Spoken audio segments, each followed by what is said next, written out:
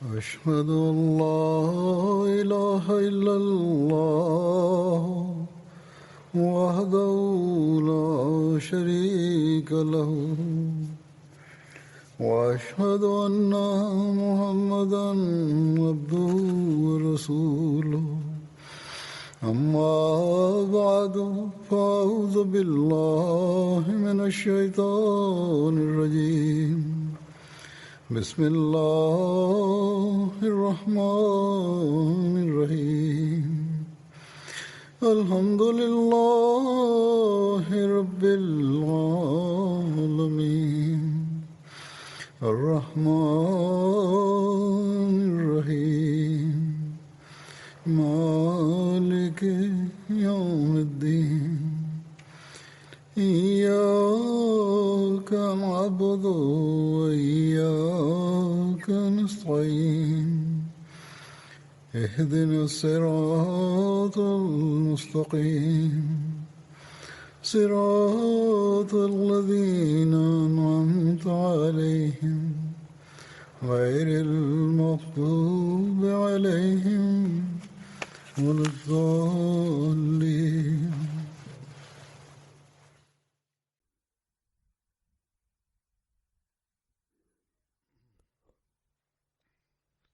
Сегодня я расскажу о битвах, в которых принимал участие Хазрат Усман, да будет доволен им Аллах.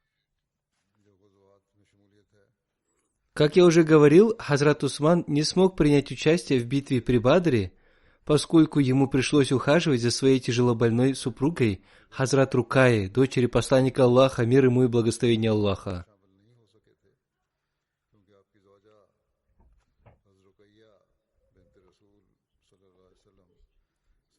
Посланник Аллаха, мир ему и благословение Аллаха, сказал ему: «Оставайся в Медине и позаботься о своей супруге». Он включил его в число участников битвы при Бадре и выделил ему часть из трофеев, полученных в этой битве.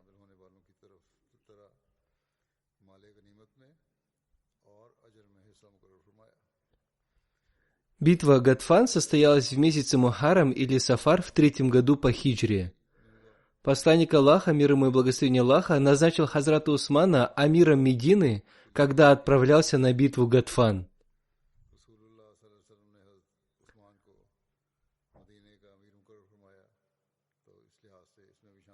Хазрат Мирза Башир Ахмад подробно написал об этой битве. Вскоре после этого, по предложению известного воина из их числа по имени Дасур бин Харис, люди из племени Бану Салаба и Бану Мухариб, которые были ветвями племени Бану Гатфан, начали собираться в местности под названием Зи-Амр, расположенной в Недже, с намерением внезапно напасть на Медину.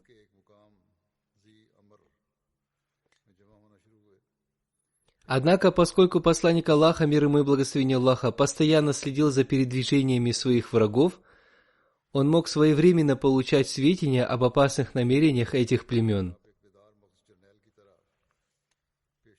Поэтому, подобно бдительному полководцу и в качестве превентивной меры, посланник Аллаха, мир ему и благословение Аллаха, собрав отряд из 450 сподвижников, выступил из Медины в конце месяца Мухаррам или в начале месяца Сафар в 3-м году по хиджре.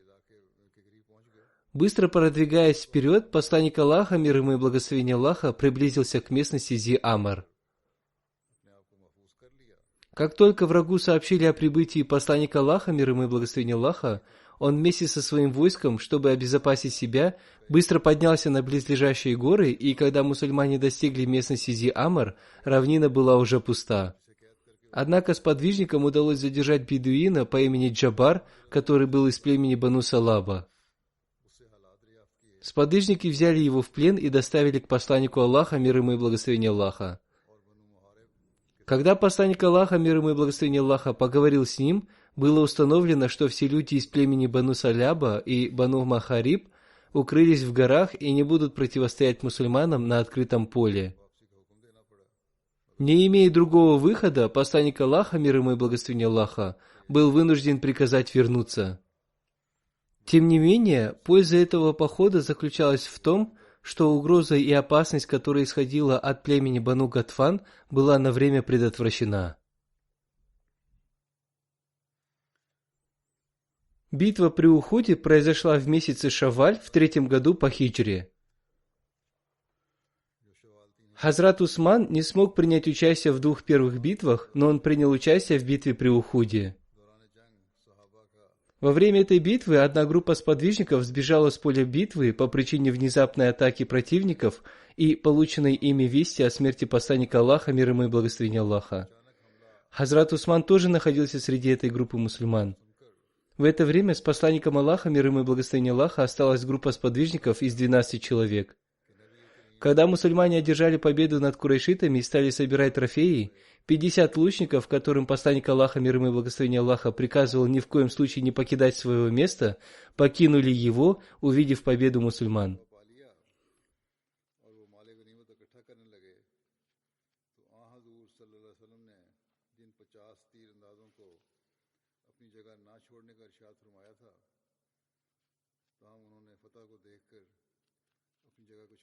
Заметив эти действия мусульман, Халид бин Валид, который в то время еще не принял ислам, сразу же атаковал их.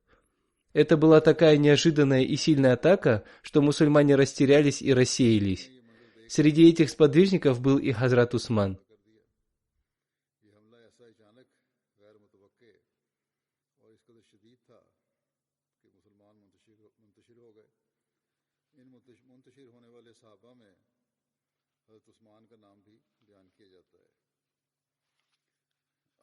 В Священном Коране изрекается о том, что Всевышний Аллах, увидев их особенное состояние, веру и преданность в тот момент, простил их. В этой связи Всевышний Аллах изрек: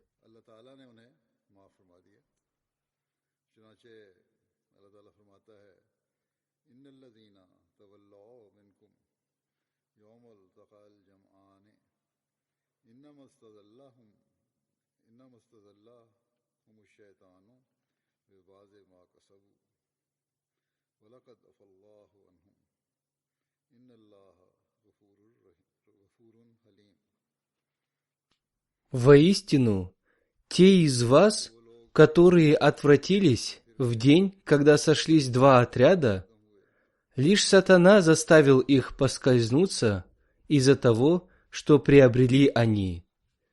И воистину, Аллах уже простил их. Воистину, Аллах всепрощающий, мягкий».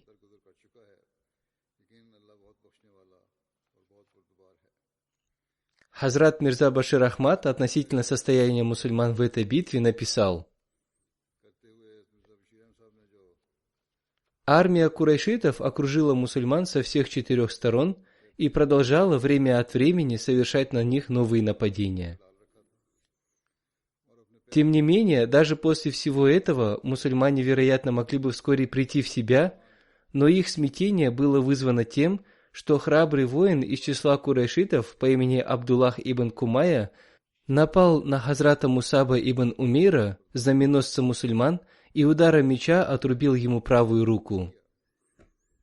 Хазрат Мусаб тут же схватил знамя другой рукой и выдвинулся навстречу ибн Кумае, но вторым ударом меча ему отрубили и вторую руку. После этого Хазрат Мусаб соединил оба обрубка своих отрубленных рук вместе, чтобы удержать знамя ислама от падения, и прижал его к груди. Ибн Кумай ударил его в 3-й раз, и после этого Мусаб обрел мученическую смерть и упал на землю. Знамя сразу же подхватил другой мусульманин, но поскольку Хазрат Мусаб ростом и фигурой походил на посланника Аллаха, мир ему и благословение Аллаха, Ибн Кумая подумал, что он убил посланника Аллаха, мир ему и благословение Аллаха.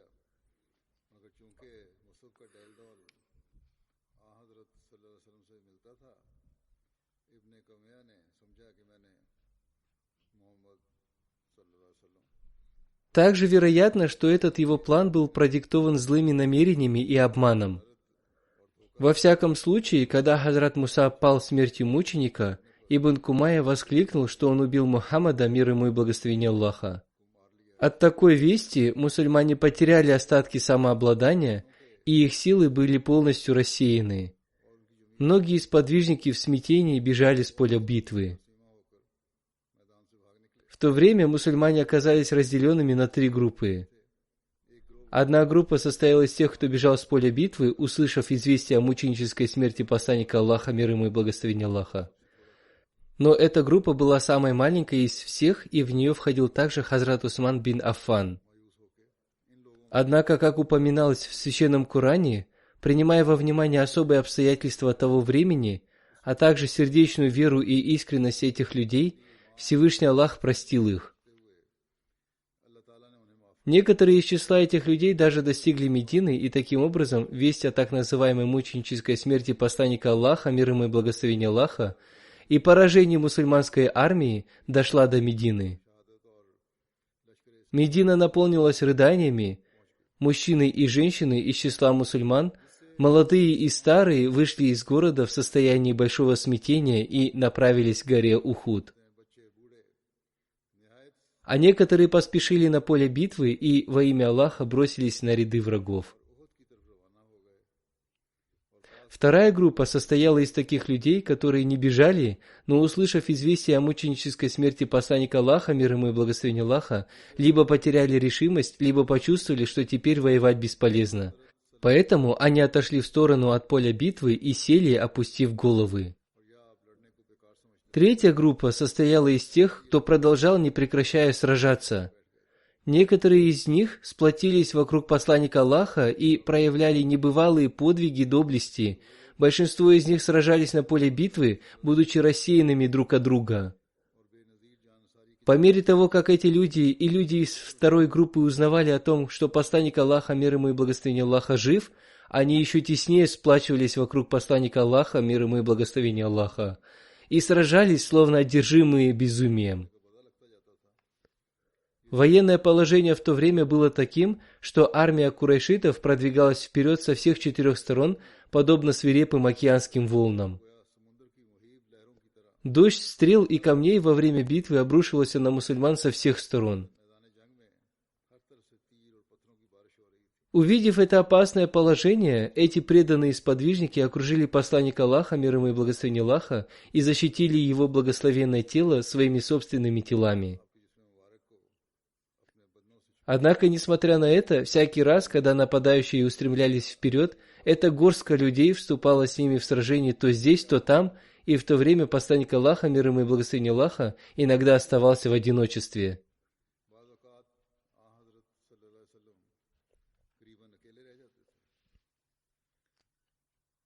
Одним словом, повествуется, что Хазрат Усман, услышав весть о мученической смерти посланника Аллаха, мир ему и благословение Аллаха, отошел в сторону и вместе с несколькими сподвижниками сидел с поникшей головой. Среди них был также и Хазрат Умар. О его жизнеописании я расскажу позднее.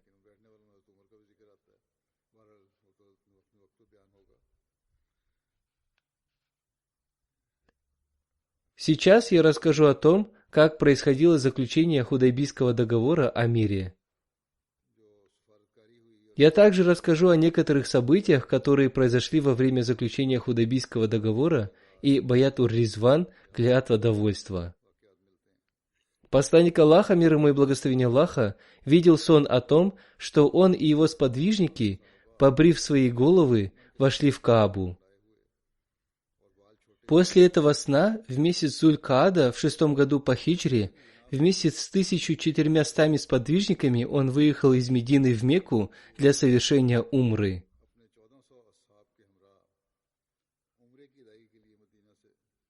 Они остановились в местности Худайбия.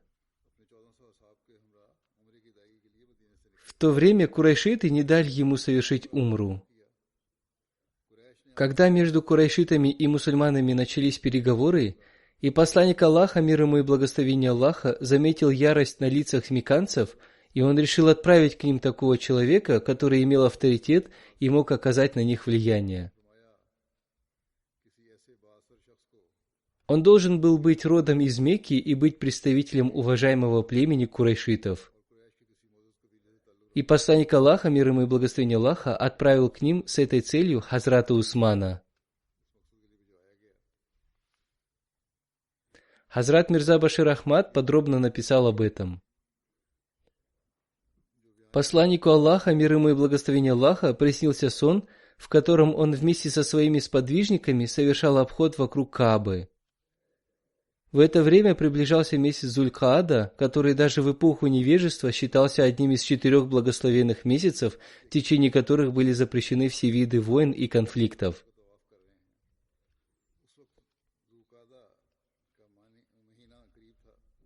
С одной стороны, посланник Аллаха, мир ему и благословение Аллаха, видел этот сон, а с другой стороны, время было такое, что война должна была прекратиться, и по всей Аравии должны были воцариться мир и безопасность. Хотя это были не дни хаджа, и до сих пор хадж в исламе также не был официально установлен, таваф, обход вокруг Каабы, мог совершаться в любое время. Поэтому, увидев этот сон, посланник Аллаха, мир ему и благословение Аллаха, сказал своим сподвижникам приготовиться к умре.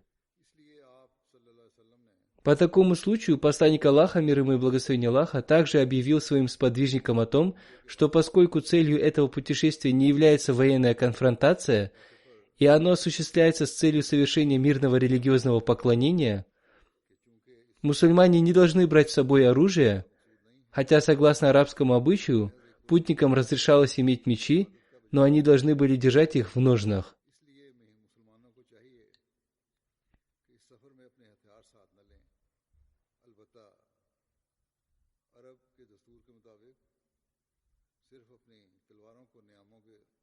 Посланник Аллаха, мир ему и благословение Аллаха, также призвал бедуинов ближайших районов Медины, которые, по-видимому, были с мусульманами, принять участие в совершении умры.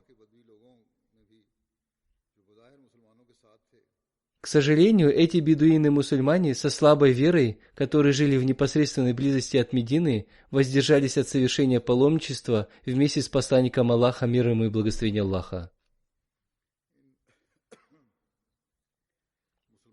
Они считали, что несмотря на то, что у мусульман нет других намерений, кроме совершения умры, все равно, в любом случае, курайшиты остановят мусульман, и тогда возникнет конфронтация. Кроме того, они полагали, что поскольку это противостояние возродится вблизи Мекки и далеко от Медины, то по этой причине ни один мусульманин не сможет вернуться живым. Однако посланник Аллаха, мир ему и благословение Аллаха, несмотря ни на что, покинул в Медину в понедельник утром в начале месяца Зуль-Каада в 6 году по хиджре вместе с более 1400 сподвижниками. Во время этого путешествия вместе с посланником Аллаха, мир ему и благословение Аллаха, была и его супруга Хазрат Умми Сальма. Посланник Аллаха, мир ему и благословение Аллаха, назначил Хазрата Нумайла ибн Абдуллу, амира Медины, и слепого Хазрата Абдуллаха ибн Умми Мактума, имама мечети. Когда посланник Аллаха, мир ему и благословение Аллаха, достиг местности Зуль-Хулайфа, которая находится примерно в 6 милях от Медины по пути в Мекку, он приказал всем остановиться. Проведя молитву Зухр, посланник Аллаха, мир ему и благословение Аллаха, приказал, чтобы жертвенные верблюды, которых было 70, были помечены, и чтобы сподвижники облачились в ихрам, особое одеяние паломников. Посланник Аллаха, мир ему и благословение Аллаха, также облачился в ихрам. Затем, с целью убедиться, что курайшиты не замыслили зла, посланник Аллаха, мир ему и благословение Аллаха, отправил вперед своего посла по имени Буср ибн Суфьян из племени Хуза, который обитало недалеко от Мекки, и медленно продвигался вперед со своими сподвижниками. Кроме того, в качестве дополнительной меры предосторожности, посланник Аллаха, мир ему и благословение Аллаха, отправил отряд из 20 всадников под командованием Ибада бин Бишра, чтобы он продвигался впереди большей части мусульман. После нескольких дней пути, когда посланник Аллаха, мир ему и благословение Аллаха, приблизился к месту под названием Усфан, которое находится примерно в 18 милях пути по дороге в Мекку, Его посол сообщил ему, что курайшиты пребывают в ярости, и они твердо решили остановить его. И они до такой степени проявляют свою ярость и варварство, что надели на себя шкуры гепарда и твердо настроены на войну, чтобы в любом случае остановить мусульман. Было также установлено, что курайшиты выслали конный отряд из нескольких отважных всадников под командованием Халида ибн Валида, который в то время еще не был мусульманином, и этот конный отряд приблизился к мусульманам.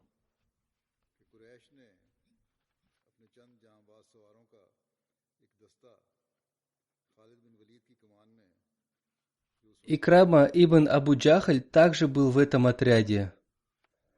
Когда посланник Аллаха, мир ему и благословение Аллаха, услышал весть об этом, он приказал сподвижникам свернуть с известного им пути в Мекку и идти правее, чтобы избежать конфликта.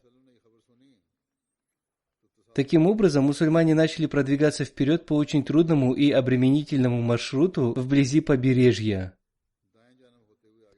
Следуя этим новым маршрутам, когда посланник Аллаха, мир ему и благословение Аллаха, приблизился к Худайбии, которая находится в 9 милях от Мекки, тогда как долина Мекки начинается от перевала Худайбия, верблюдица посланника Аллаха, мир ему и благословение Аллаха, по кличке Аль-Касва, которая сопровождала посланника Аллаха, мир ему и благословение Аллаха, во многих битвах, внезапно вытянула ноги и легла.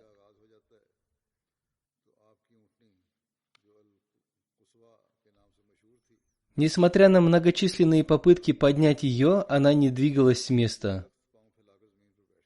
Сподвижники спросили: «Может быть, она устала?» Посланник Аллаха, мир ему и благословение Аллаха, ответил: «Нет, нет, она не устала, и не в ее характере утомляться и поступать таким образом». Истина заключается в том, что высшая сущность, которая помешала слону, народа слонов, отправиться в Мекку, также остановила и ее. Поэтому, клянусь Богом, я приму все, о чем попросят меня курайшиты Мекки в знак уважения к запретной территории, харам. После этого посланник Аллаха, мир ему и благословение Аллаха, призвал свою верблюдицу встать, и мощью Всевышнего Аллаха на этот раз она сразу же встала и была готова двигаться вперед. После этого посланник Аллаха, мир ему и благословение Аллаха, отвел свою верблюдицу в отдаленную часть долины Худайбия, спешился и усадил ее возле колодца. Именно здесь, по указанию посланника Аллаха, мир ему и благословение Аллаха, сподвижники расположились лагерем.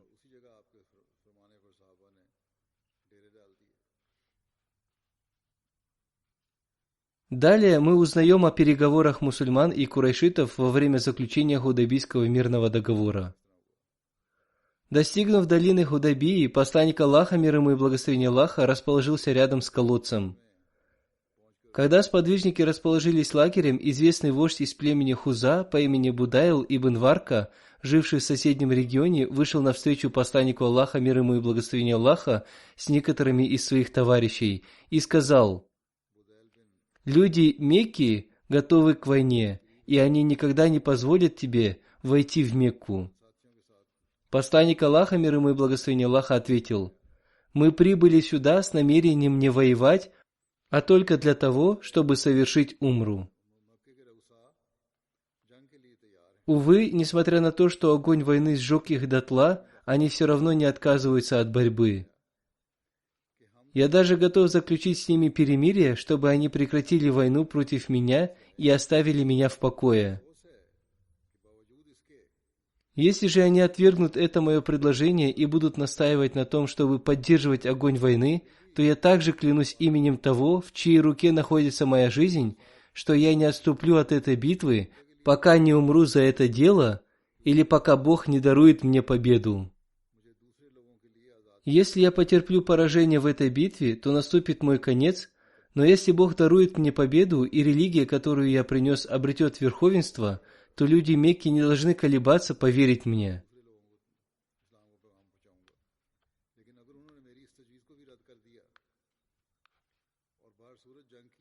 Будайл бин Варка был очень впечатлен этим искренним и честным обращением, и он сказал посланнику Аллаха, мир ему и благословение Аллаха: Если вы дадите мне некоторую отсрочку, я пойду в Мекку и передам ваше послание о перемирии».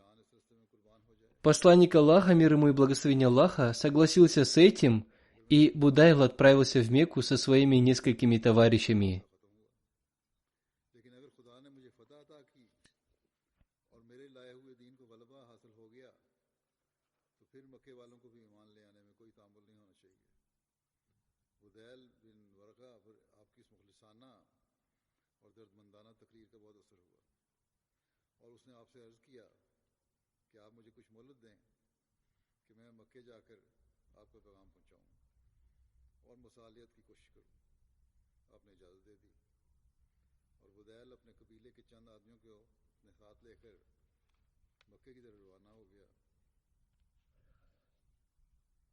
Когда Будайл ибн Варка достиг Мекки, он собрал курайшитов и сказал: «Я пришел от Мухаммада, посланника Аллаха, и он сделал предложение. Если позволите, я вам представлю его». После этого яростные и безответственные люди из числа курайшитов начали говорить: «Мы не будем слушать ничего из того, что он скажет». Однако влиятельные и почтенные люди из курайшитов сказали: «Да, сообщите нам об их предложении». Таким образом, Будайл довел до их сведения предложение посланника Аллаха, мир ему и благословение Аллаха. После этого со своего места встал человек по имени Урва бин Масуд, который был очень влиятельным вождем племени Сакифа и находился в то время в Мекке. Он начал говорить в древнем арабском стиле: «О вы, люди! Разве я вам не отец?» Они ответили утвердительно. Он сказал: «Разве вы не мои сыновья?» И снова они ответили утвердительно. Тогда Урва сказал: «Вы сомневаетесь во мне?» Курайшиты ответили: «Вовсе нет». Он сказал: «Тогда я считаю, что этот человек, то есть Мухаммад, мир ему и благословение Аллаха, сделал отличное предложение. Вы должны принять это предложение, и я прошу вас разрешить мне отправиться к Мухаммаду для дальнейшего обсуждения этого предложения». Курайшиты сказали: «Конечно, идите и обсудите это предложение». Когда он оказался в собрании с участием посланника Аллаха, мир ему и благословение Аллаха, он увидел удивительную для него картину небывалой преданности сподвижников.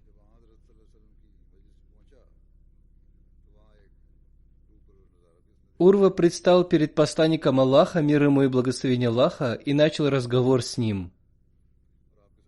Посланник Аллаха, мир ему и благословение Аллаха, повторил то же самое, о чем ранее говорил Будайлу ибн Варке. В принципе, Урва был согласен с точкой зрения посланника Аллаха, мир ему и благословение Аллаха, но он пришел только для того, чтобы выполнить свой долг посла курайшитов и договориться о как можно более выгодных для них условиях. Став свидетелем этих вдохновивших его событий, после завершения бесед с посланником Аллаха, мир ему и благословение Аллаха, Урва вернулся к курайшитам. Как только он вернулся к ним, он сказал: «О вы, люди! Я много путешествовал, бывал при дворах многих царей, был представлен Цезарю, Хасрову и Негасу в качестве представителя, но клянусь Богом, так как почитали Мухаммада и его сподвижники, я больше нигде не видел». Затем он рассказал им обо всем, чему был свидетелем в собрании посланника Аллаха, мир ему и благословение Аллаха, и в конце сказал: «Я еще раз говорю вам, что предложение Мухаммада справедливо, и мы должны принять его».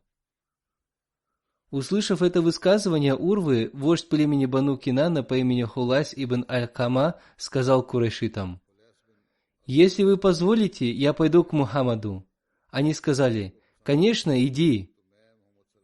Итак, этот человек прибыл в Худайбию, и когда посланник Аллаха, мир ему и благословение Аллаха, заметил его издалека, он сказал сподвижникам: «Человек, который идет к нам, принадлежит к тому племени, которое любит жертвоприношения. Быстро соберите и приведите ваших жертвенных животных, чтобы он мог увидеть, зачем мы пришли».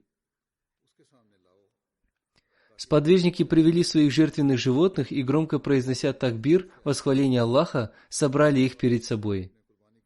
Когда он увидел это зрелище, он стал говорить: «Слава Аллаху! Слава Аллаху!» Эти люди – паломники, им нельзя запрещать обход вокруг Каабы.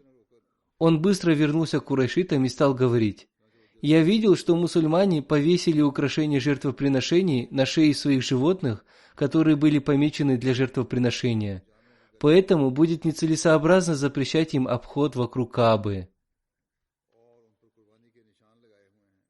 В то время среди курайшитов вспыхнуло сильное несогласие, и курайшиты разделились на две группы.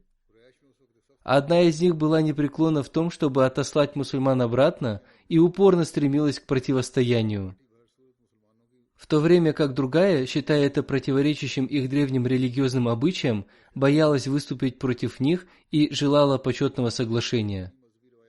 По этой причине решение было отложено. В этой связи другой арабский вождь по имени Микрас ибн Хафаз сказал курайшитам: «Отправьте меня, я заключу соглашение». Курайшиты сказали: «Хорошо, почему бы тебе тоже не попробовать и не отправиться к ним?» Поэтому он пошел к посланнику Аллаха, мир ему и благословение Аллаха. Когда посланник Аллаха, мир ему и благословение Аллаха, увидел его издалека, он сказал: «Пусть Всевышний Аллах явит свою милость, ибо он действительно порочный человек». Таким образом, Микрас пришел к посланнику Аллаха, мир ему и благословение Аллаха, и начал говорить.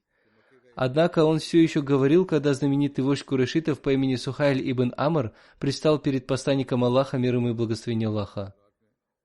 Возможно, проявив беспокойство, курайшиты отправили его, не дожидаясь возвращения Микраза.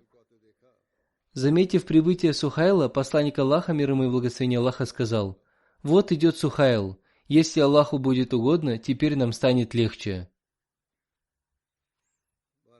Когда послы курайшитов стали приходить один за другим, посланник Аллаха, мир ему и благословение Аллаха, подумал, что мудрый человек, который смог бы с мягкостью и мудростью изложить точку зрения мусульман от его имени, также должен пойти к курайшитам. Для этой цели был выбран человек по имени Хираш ибн Умайя, который был из племени Хуза, то есть того самого племени, от имени которого пришел первый посол курайшитов Будайль ибн Варка.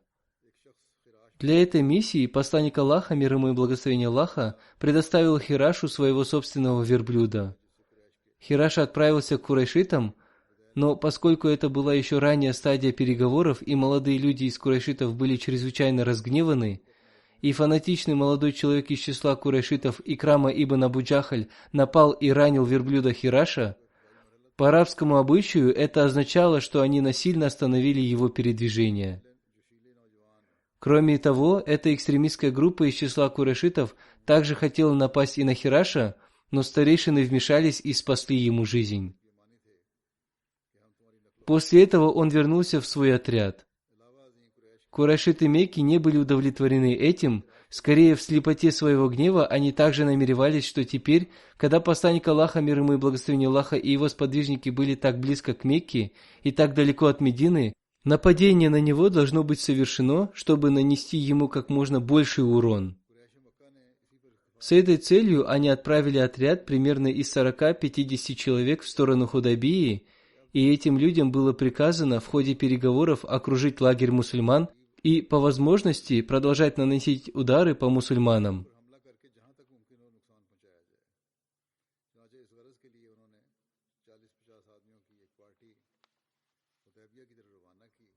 На самом деле, из некоторых повествований даже установлено, что у этих людей было 80 человек, и поэтому они даже договорились убить посланника Аллаха, мир ему и благословение Аллаха.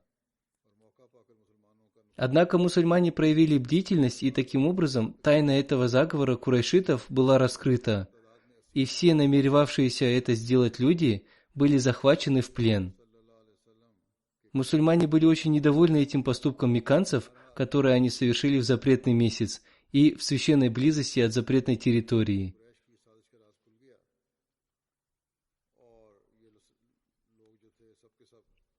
Но посланник Аллаха, мир ему и благословение Аллаха, простил их и не допустил, чтобы это стало препятствием в переговорах.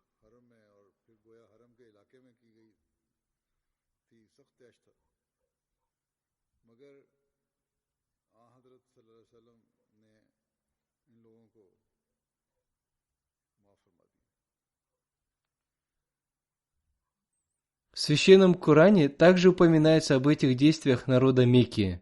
В нем изрекается: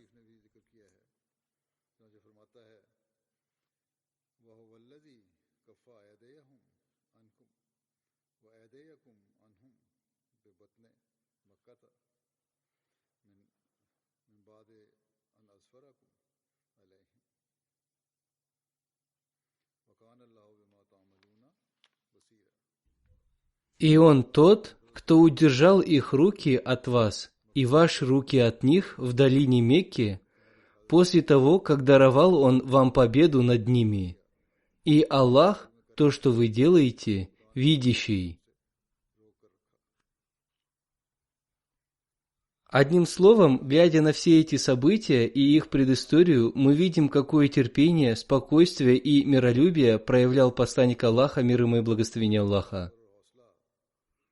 Подобного примера миролюбия и доброжелательности, который проявил посланник Аллаха, мир ему и благословение Аллаха, невозможно найти в истории этого мира. Он постоянно стремился к установлению мира.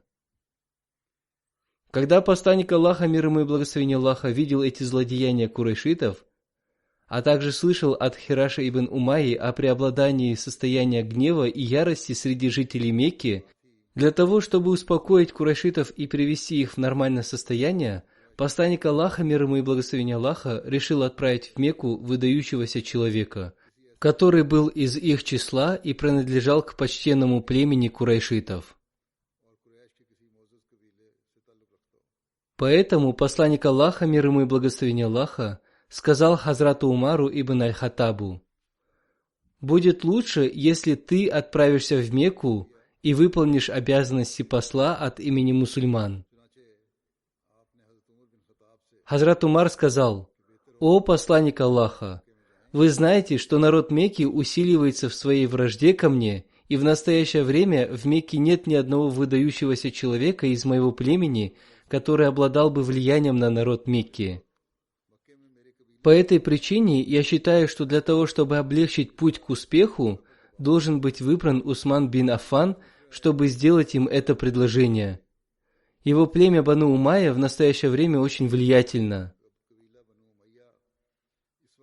Кроме того, народ Мекки не может осмелиться на злые действия против Усмана, и у него есть большие шансы на успех». Посланник Аллаха, мир ему и благословение Аллаха, остался доволен этим предложением и поручил Хазрату Усману отправиться в Мекку и сообщить курайшитам о мирных намерениях мусульман и их намерении совершить умру. Посланник Аллаха, мир ему и благословение Аллаха, также передал Хазрату Усману личное письмо, адресованное вождям курайшитов. В этом письме посланник Аллаха, мир ему и благословение Аллаха, разъяснил цель своего путешествия и заверил курайшитов в том, что их цель – это всего лишь богослужение, мирное совершение умры и возвращение. Посланник Аллаха, мир ему и благословение Аллаха, также сказал Хазрату Усману: «Постарайся также встретиться с более слабыми мусульманами и поднять их дух, и скажи им, чтобы они проявили немного больше терпения, ибо Бог скоро откроет нам дверь успеха».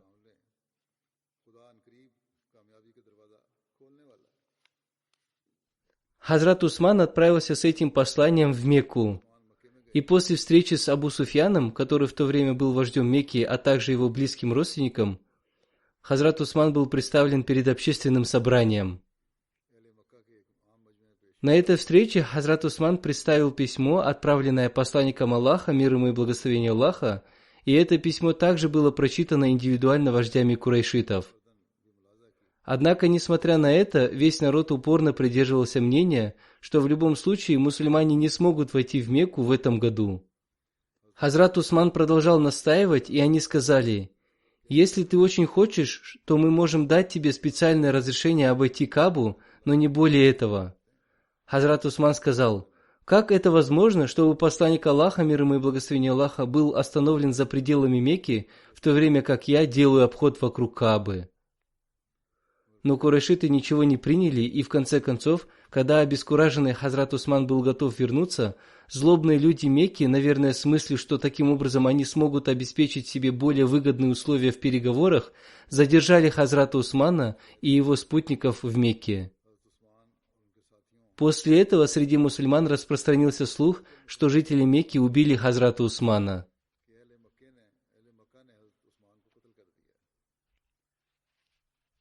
После этого посланник Аллаха, мир ему и благословение Аллаха, принял у своих сподвижников баят, клятву, известный под названием баят ур-Ризван, баят довольства.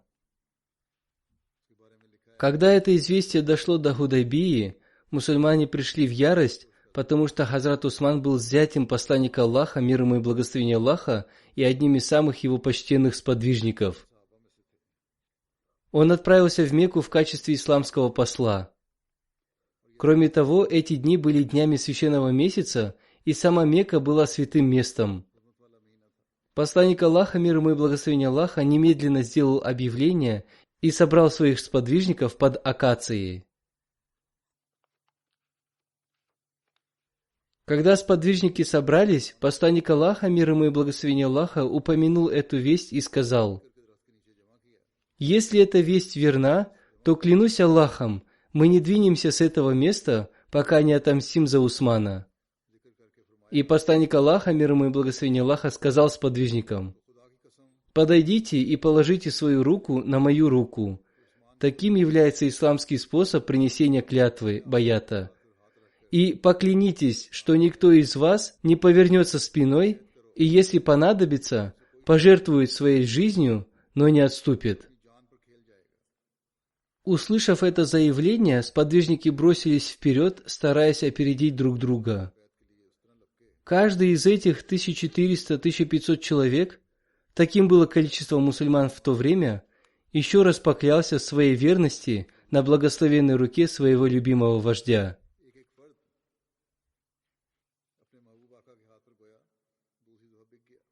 Когда совершался баят, посланник Аллаха, мир ему и благословение Аллаха, положил свою левую руку на правую и сказал: «Это рука Усмана, ибо если бы он был здесь, он не остался бы позади в принесении этого святого баята, обета».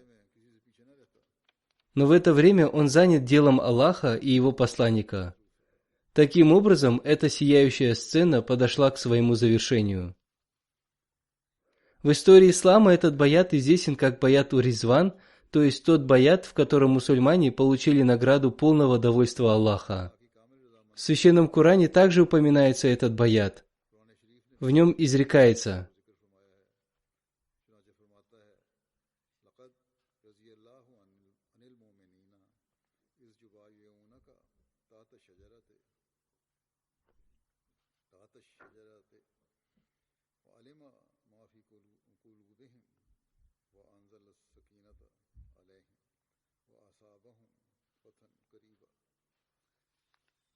«Воистину, доволен был Аллах верующими, когда присягали они тебе под деревом, и знал Он, что было в сердцах их, поэтому не спаслал Он им спокойствие и вознаградил их близкой победой». Сподвижники также относились к этому баяту с большой гордостью и любовью, и многие из них часто говорили тем, кто пришел позже: «Вы считаете завоевание Мекки победой, но мы считаем настоящей победой баят ур-Ризван». Нет сомнения в том, что во всех своих деталях этот баят был великой и великолепной победой, не только потому, что он открыл дверь к будущим победам, но и потому, что дух жертвенности в исламе, который является центральным пунктом религии Мухаммада, мир ему и благословение Аллаха, проявился самым великолепным образом. Кроме того, эти преданные исламу люди показали своими действиями, что они готовы пожертвовать своей жизнью и умереть ради своего посланника, мир ему и благословение Аллаха, и той истины, которую он принес. Вот почему, говоря о баяте ур-Ризван, почтенные сотоварищи говорили: Этот баят был клятвой о готовности умереть. Другими словами, это был баят о том, что каждый мусульманин пожертвует своей жизнью ради ислама и его славы, но не отступит. Более того, еще одной отличительной чертой этого баята было то, что эта клятва и соглашение не были просто словесным заявлением в состоянии временного волнения.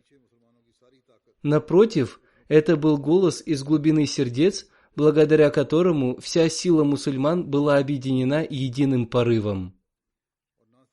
Когда курайшиты получили известие об этом баяте, они испугались и не только отпустили Хазрата Усмана и его товарищей, но и сообщили своим послам, чтобы они заключили договор с мусульманами, насколько это возможно. Однако было поставлено одно условие. Вместо этого года мусульмане должны были совершить умру в следующем году. В любом случае их нужно было заставить немедленно вернуться домой. С другой стороны, посланник Аллаха, мир ему и благословение Аллаха, уже поклялся, что не сделает ничего, что могло бы опозорить честь священной мечети и дома Аллаха.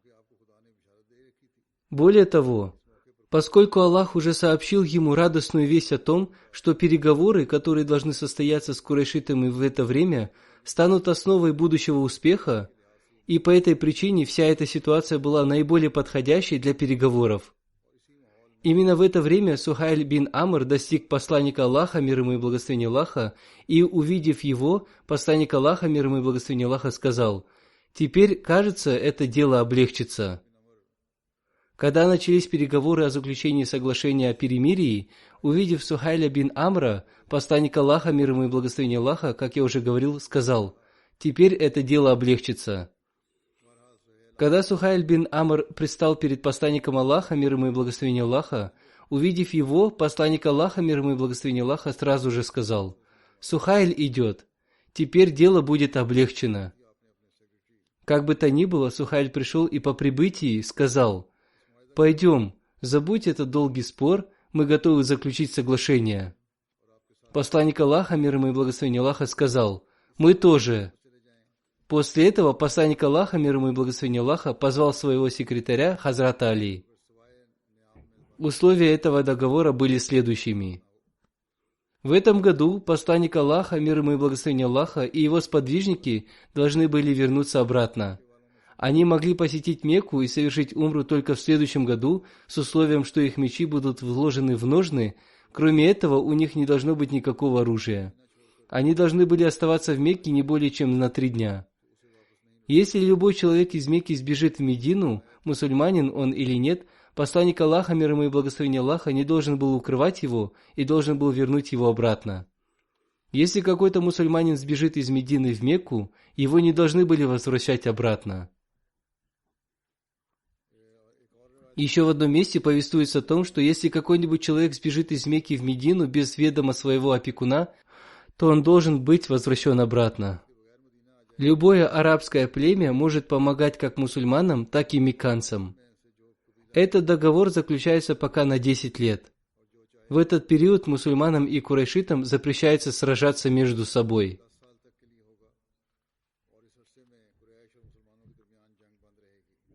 Были подготовлены 2 экземпляра этого договора, и уважаемые люди с обеих сторон скрепили этот договор своими подписями.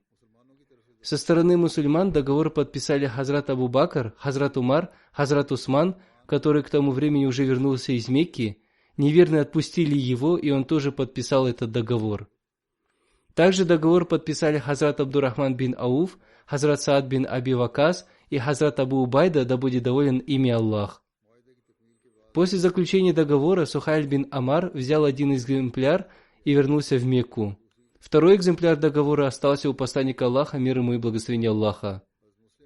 Хазрат обетованный реформатор, да будет доволен им Аллах, своими словами рассказал об этом событии. Он сказал: «Некоторые люди, проживающие вокруг Мекки, сказали: мусульмане приезжают сюда только ради обхода вокруг Каабы, почему вы останавливаете их?» Однако мекканцы все равно настаивали на своем. При этом они говорили, что мекканцы делают это только ради дерзости и баловства. Они не желают мириться, и поэтому мы не готовы помогать им в этом деле. То, что сказал Хазрат обетованный реформатор, является новшеством. То есть то, что мекканцы заключили договор под воздействием людей, проживающих вокруг Мекки. Они испугались и согласились с тем, что постараются заключить мирный договор с мусульманами. Далее Хазрат обетованный реформатор сказал: когда посланник Аллаха, мир ему и благословение Аллаха, узнал об этом, он отправил в Мекку для переговоров Хазрата Усмана, который позднее стал его третьим халифом. У Хазрата Усмана было много родственников в Мекке, поэтому, когда он прибыл в Мекку, вокруг него собрались все его родственники. Они предложили ему совершить обход вокруг Каабы и сказали, что Мухаммад, мир ему и благословение Аллаха, может совершить обход вокруг Каабы только в следующем году. Хазрат Усман сказал им: «Я не могу сделать обход вокруг Каабы без своего вождя». Этот разговор продолжался долго, и поэтому некоторые люди, проявив дерзость, распространили весть о том, что Хазрата Усмана убили. Эта весть достигла и посланника Аллаха, мир ему и благословение Аллаха. Он собрал своих сподвижников и сказал: «Жизнь посла охраняется каждым народом. Как вы уже слышали, мекканцы убили Усмана. Если это правда, то мы со всей своей мощью войдем в Мекку. Сначала мы намеревались войти в Мекку мирным путем, однако теперь ситуация изменилась, поэтому мы не будем следовать своему прежнему намерению. Те, кто готов принести баят, обет верности, пусть будут готовы к тому, что если нам придется выйти вперед, пусть они принесут свой обет верности. Либо мы одержим победу, либо один за другим погибнем на поле битвы». После такого объявления посланника Аллаха, мир ему и благословение Аллаха, 1500 или более путешественников превратились в воинов. Каждый из них, опережая друг друга, устремились принести баят, обет верности, на благословенной руке посланника Аллаха, мир ему и благословение Аллаха. Этот баят имеет в исламе очень большую важность. Он был назван баятом под деревом, поскольку посланник Аллаха, мир ему и благословение Аллаха, находился под деревом во время принятия баята. Последний человек из этих 1500 сподвижников, пока он был жив, гордился тем, что не остался позади от принесения этого баята. Они говорили, что если бы враги убили посла ислама, то у них было только два выхода. Либо они одержат победу до вечера, либо будут убиты на поле битвы. После окончания церемонии принесения баята, они увидели, что Хазрат Усман вернулся. Он сказал им, что в этом году мекканцы не разрешат им совершить умру, но они готовы разрешить им это в следующем году. Таким образом, они назначили человека для заключения этого договора. После прибытия Хазрата Усмана, вождь из Мекки по имени Сухайль прибыл к посланнику Аллаха, мир ему и благословение Аллаха, для заключения договора, и после этого этот договор был заключен. Иншаллах, в следующий раз я продолжу повествование о Хазрате Усмане. А сейчас я снова хочу обратить ваше внимание к мольбам за мусульман Ахмади Пакистана. В настоящее время мусульмане Ахмади там не защищены даже в своих домах и на своей территории. Полицейские оказываются там, куда им укажут муллы. Некоторые благородные полицейские говорят, что сочувствуют нам, и они говорят, что мы можем поделать. На нас оказывается давление со стороны вышестоящего начальства. Они признаются в том, что им придется выполнять их приказы. Пусть Всевышний Аллах убережет нас и эту страну от таких жестоких начальников. Пусть будет так, чтобы каждый мусульманин Ахмади свободно и в безопасности находился на своей территории. Аминь. Если мы будем продолжать постоянно возносить мольбы, то скоро, иншаллах, мы увидим бесславный конец наших противников. Он станет предостерегающим уроком для всех. Пусть Всевышний Аллах дарует нам возможность возносить мольбы, и пусть Он примет их. Аминь.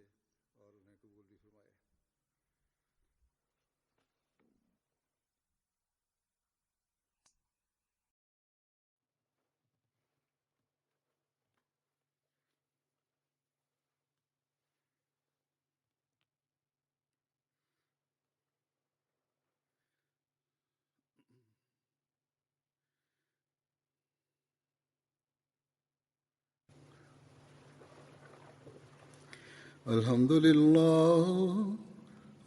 لله نحمده ونستعينه ونستغفره ونؤمن به ونتوكل عليه ونعوذ بالله من شرور أنفسنا ومن سيئات أعمالنا من يهده الله فلا مضل له ومن يضلل فلا هادي له ونشهد أن لا إله إلا الله ونشهد أن محمدا عبده ورسوله عباد الله رحمكم الله إن الله يأمر بالعدل والإحسان وإيتاء ذي القربى